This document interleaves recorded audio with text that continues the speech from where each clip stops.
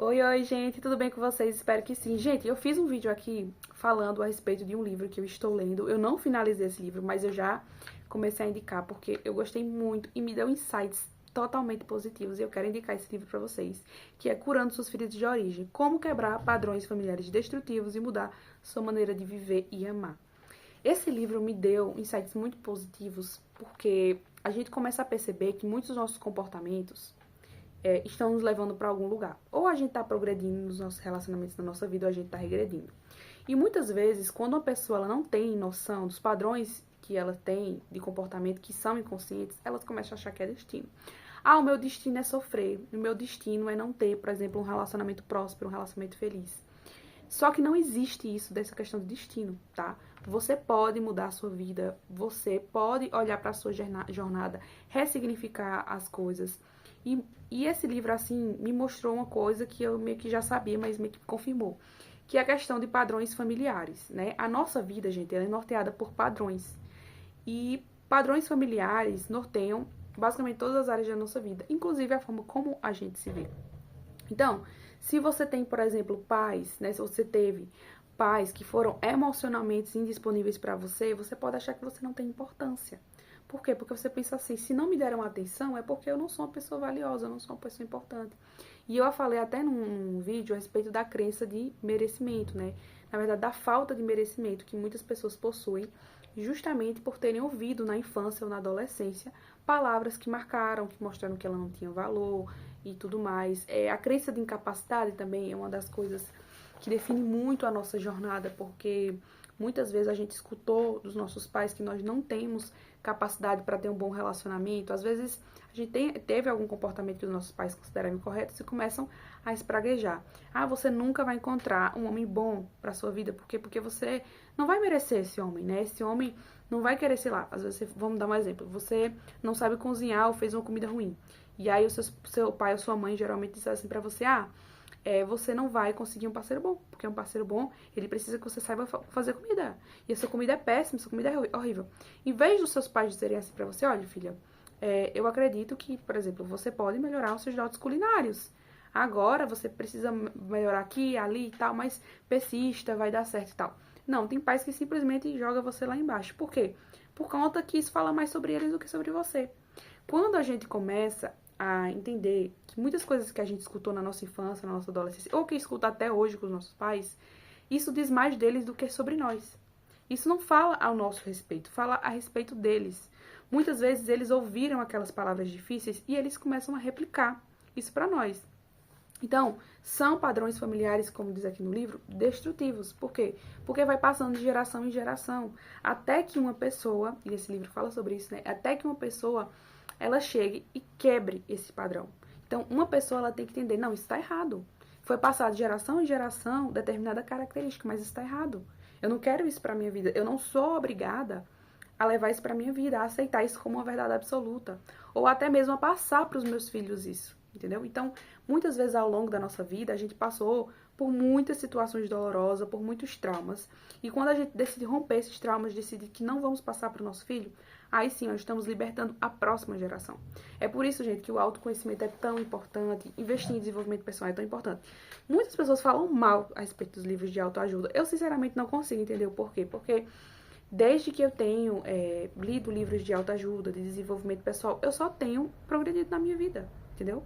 A vida, ela não é inerte, ela não é neutra. Ou você tá progredindo ou você tá regredindo. Então, assim, desde que eu imergi nesses livros, eu só venho crescendo cada vez mais. Teve alguns livros que eu me identifiquei mais, outros menos, mas todos eles foram de grande valia, entendeu? Um livro, gente, sempre vai ser um investimento, tá? Um dinheirinho que você gasta, por exemplo, comprando uma pizza, comprando um fast food, é um dinheiro que você pode gastar num livro, tá? Muitas pessoas têm falado, né, que livros são caros. Mas, gente, um e-book da Amazon é baratinho. Por exemplo, esse livro mesmo foi R$16, o e-book, no caso, né? Tem gente que pode achar super caro por ser um e-book. Mas, gente, o conteúdo vale muito a pena. Tipo, eu não me arrependi em nada desse e-book. Quando eu comprei, eu pensei assim, R$16. Eu não sou o tipo de pessoa que gosta de pagar caro em e-book. Por quê? Porque eu não tenho nem o livro físico. E, assim, na Amazon, os livros ficam aqui, mas depois de um tempo eu vou adquirir outros livros, vou ter que apagar, vou ter que excluir. Então, para não ser R$16 perdido, eu pensei, espero que esse e-book vale a pena o investimento, tá? Porque eu não tenho esse dinheiro todo pra estar gastando em livros, né? Então, assim, a maioria dos livros, eles de fato são caros, livros físicos, né? Mas pra você que muitas vezes não tem condição de ter um investimento em um livro físico, ou você que, tipo, não tem tempo, não tem a questão do espaço, né? Você não tem uma prateleira pra guardar vários livros, ou você mora num espaço pequeno, essa questão de, tipo, você precisa trabalhar, precisa estudar, passa o dia fora, e você não quer levar vários livros, o peso, né? Você tem tudo na palma da sua mão. Pensa, vários livros na palma da sua mão, sem levar peso nenhum. Eu vim adquirir o Kindle depois de ter me formado na faculdade, mas, gente, porque eu descobri o Kindle bem depois, né? Embora eu seja muito leitora, eu só vim descobrir o Kindle depois. Então, eu só comprei um Kindle ano passado, 2024, e eu me formei no ano 2003. Então, assim, um ano depois de me formar. Mas se eu tivesse descoberto o Kindle antes, eu com certeza levaria ele pra faculdade. Seria meu parceirinho de horas e horas, entendeu? Porque várias vezes que eu fiquei na faculdade, muitas vezes no tédio, esperando um professor, esperando uma palestra, alguma coisa assim, e eu ficava mexendo no celular, poderia muito bem ter investido no Kindle. Então, assim, gente, o Kindle, ele é um investimento. Se você tá em dúvida de comprar um aparelho Kindle, eu digo que invista. Kindle é o aplicativo, então assim, você pode ler sem precisar do aparelho Kindle, tá? Mas o aparelho Kindle ajuda e muito nas leituras. Eu, por exemplo, que sou mãe, né? Eu não posso, assim, não é que eu não posso, né? Que eu não tenho tempo. De pegar, por exemplo, um livro físico, porque eu preciso das duas mãos, né?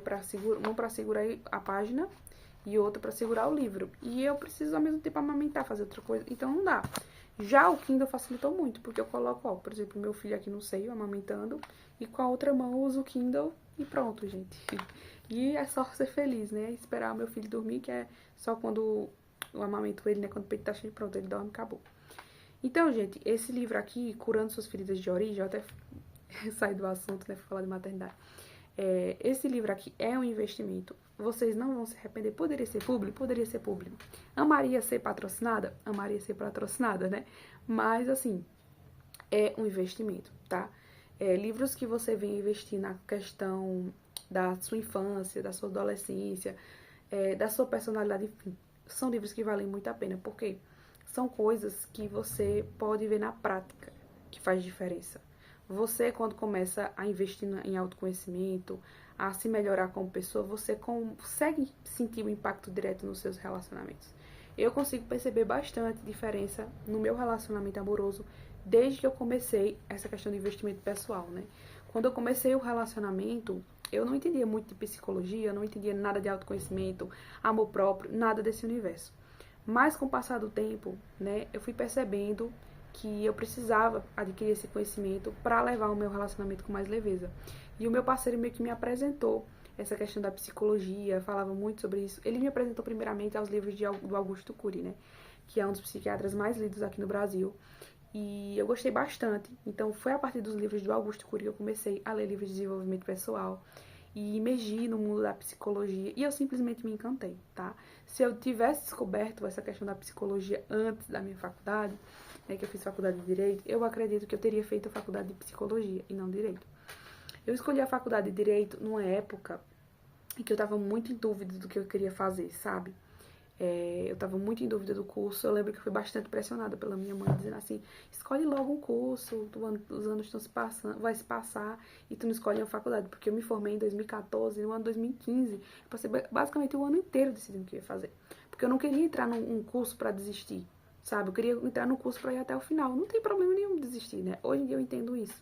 Não tem problema você começar uma coisa e você ver que aquilo não é pra você e mudar a rota, sabe? Mas antigamente eu não pensava assim. Eu pensava, não, se eu quero começar algo, eu vou até o final. Não quero ficar pela metade. Então, passei um ano todo. Então, minha mãe começou a dizer, você precisa decidir logo, começou a me pressionar. E aí eu lembro que eu perguntei à minha irmã, né, qual curso ela acha que, tipo, se daria bem comigo, porque eu tava muito em dúvida, gente. Eu fui perguntar a outra pessoa qual curso eu devia fazer. Sendo que, tipo, curso é uma coisa assim que, ou se fosse hoje em dia, eu não perguntaria a ninguém qual curso eu devia fazer. Por quê? Porque é uma coisa individual, gente. Tipo, o curso depende muito das suas habilidades, depende muito daquilo que você quer, enfim, a sua vida, né? Você precisa decidir a sua vida. Só que eu me achava muito nova, assim, muito imatura pra decidir uma coisa que eu queria fazer pro resto da vida. Eu achava, assim, muita responsabilidade. E ela falou direito, por eu gostar de ler, né? Eu gosto de ler desde criança. E aí eu me aventurei no direito. Sim, gente, foi simplesmente isso, tá? É interessante estudar sobre leis e tudo, é interessante, mas foi porque eu senti no meu coração, é algo que eu sempre quis fazer, estudar direito. Não, não foi.